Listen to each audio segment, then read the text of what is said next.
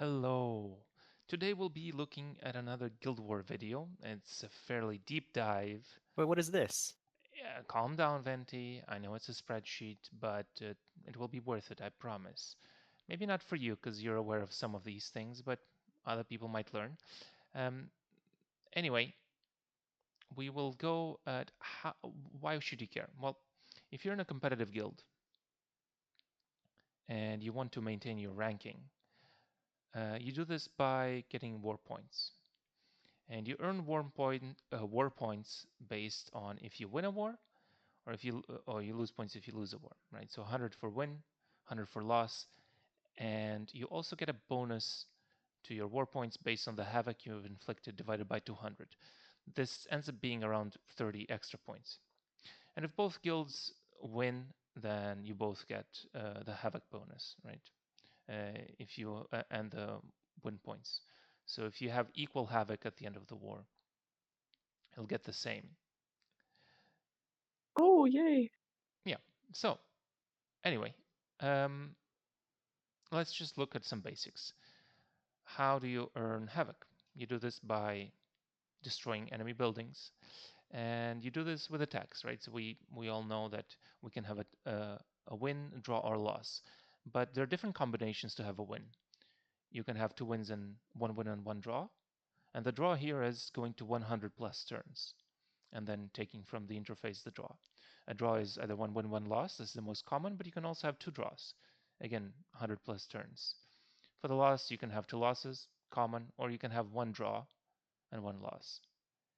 And just also this affects how much havoc you earn. So with two wins, you can get 120. This is the most common. The other most common is this 60 by one win, one loss.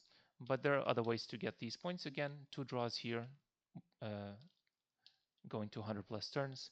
You can get 90 points for a win and a draw, and for losses you can get 30 and 0.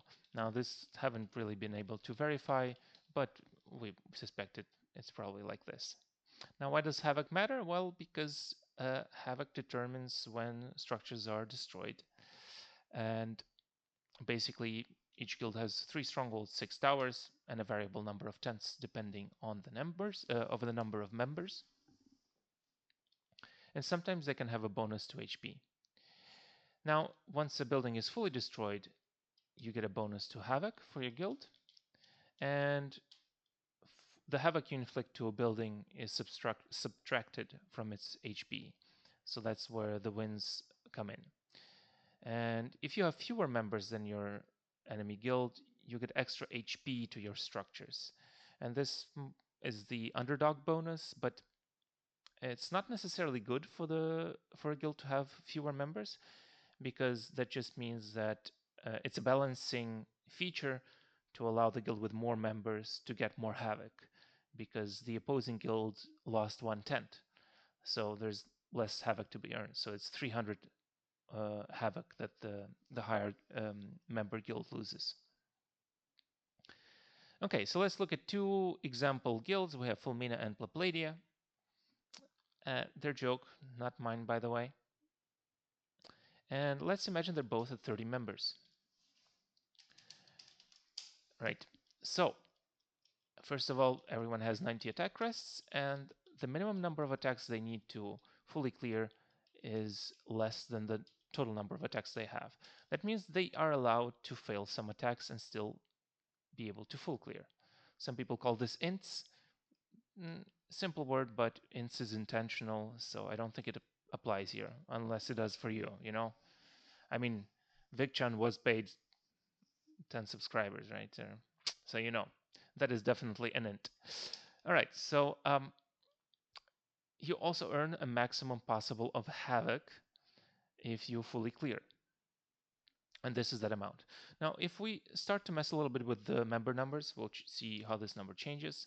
So suddenly, the guild that has more members can earn more havoc than they could before, and the other can earn less. And we see some changes here. One guild is only allowed to fail twice, the other allowed to fail 3 times. And if we go to, say, 2828, you see more changes coming, right? So there's an adjustment to the maximum possible havoc depending on the members. Now, I don't think there's a competitive advantage to have fewer members. Oops.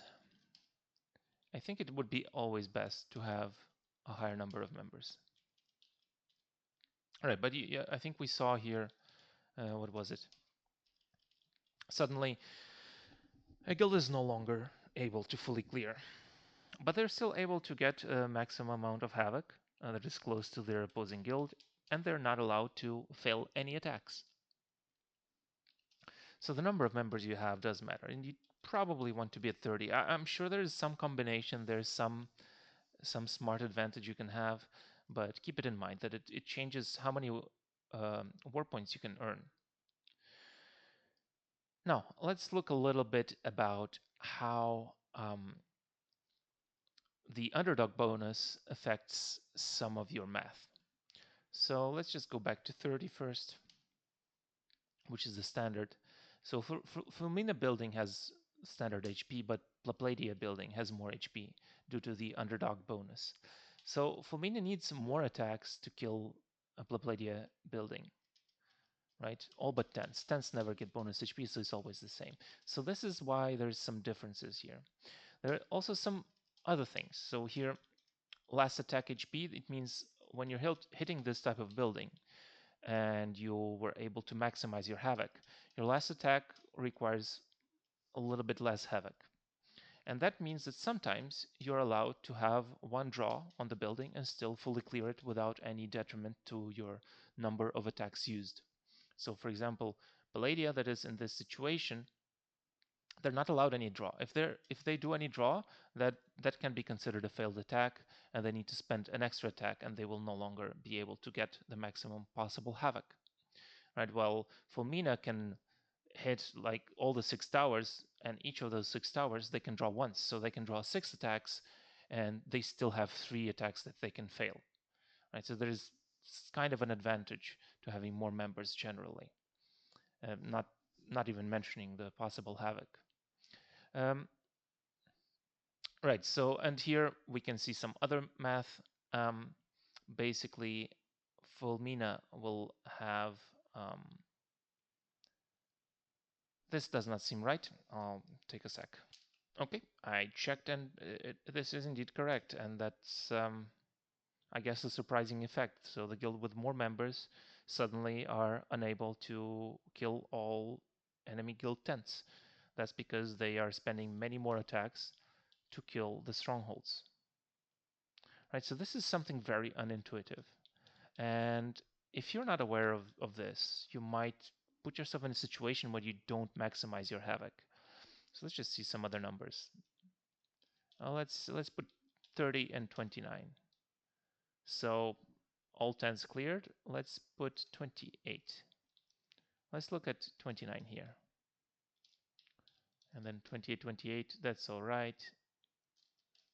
Was there like a strange combination?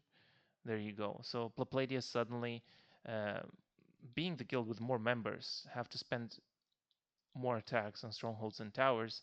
They now have to leave 4/10 uncleared and 1/10 half cleared in order to maximize their havoc earned.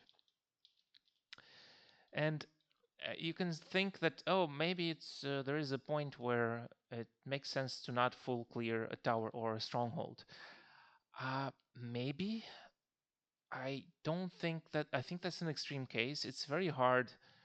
You can see the havoc bonus 500 points and 10 is 100. So 2 players can clear a 10. That's 50 points per player from the bonus havoc. So you need like 10 attacks on a stronghold in order for it to be the same value as killing a tent. And here you would need, I guess, 5 attacks. So it does make sense here. So maybe it would make sense for the tower. But I think it's extreme cases. I'm not sure how far you can go in order to have, say, 6 attacks on a tower and 9 on a stronghold. I don't think that ever happens. Oh, there you go. You get 9 attacks here. So maybe if you're 24 members and your opposing guild is 29, you should maybe Oh no, you don't, because you need 10 here. Never mind. So anyway, and at this point, let's say 23, 29. Yeah, sure. So at this point, it's better to clear tents than towers. But if you have 23 members, are you really a competitive guild? But yeah, there you go. I mean, there is a point at which it might make more sense to clear tents than towers, even though you cannot fully clear. So in that case, this indication might not be very helpful, but come on, how often are you playing with such few members? Like, this is ridiculous. That makes no sense. Like, I don't think the matchmaking can even do that. Um, like, it shouldn't. So anyway, I hope this is informative. I welcome any questions. I also realize that there may be mistakes. I did verify this a few times, but it seems to be in order.